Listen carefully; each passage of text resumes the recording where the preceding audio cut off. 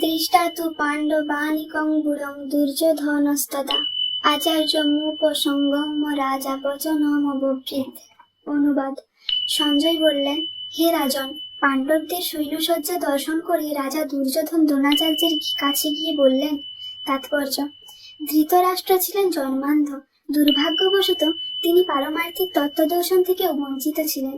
তিনি ভালোভাবেই জানতেন যে ধর্মের ব্যাপারে তার পুত্রেরাও ছিল তারই মতো অন্ধ, এবং তিনি নিশ্চিত ছিলেন যে তার পাপিষ্ঠ পুত্রেরা পাণ্ডবদের সঙ্গে কোনো রকম আপোষ মীমাংসা করতে সক্ষম হবে না, কারণ পাণ্ডবেরা সকলেই জন্ম থেকে অত্যন্ত ধর্মপরায়ণ ছিলেন।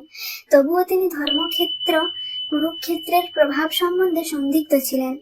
যুদ্ধক্ষেত্রের পরিস্থিতি সম্বন্ধে ধৃতরাষ্ট্রের এই প্রশ্ন করার প্রকৃত উদ্দেশ্য সঞ্জয় বুঝতে পেরেছিলেন। তাই তিনি নৈরাশ্যগ্রস্ত রাজাকে সাবধান করে দিয়ে বলেছিলেন, এই পবিত্র ধর্মক্ষেত্রের প্রভাবের ফলে তার সন্তানেরা পাণ্ডবদের সঙ্গে কোনো রকম আপোষ মীমাংসা করতে সক্ষম হবে না। সঞ্জয় তখনই ধৃতরাষ্ট্রকে বললেন যে তার পুত্র দুর্যোধন পাণ্ডবদের মহৎ সৈন্যসজ্জা দর্শন করে তার বিবরণ দিতে তৎক্ষণাৎ সেনাপতি দ্রোণাচার্যের কাছে উপস্থিত হলেন।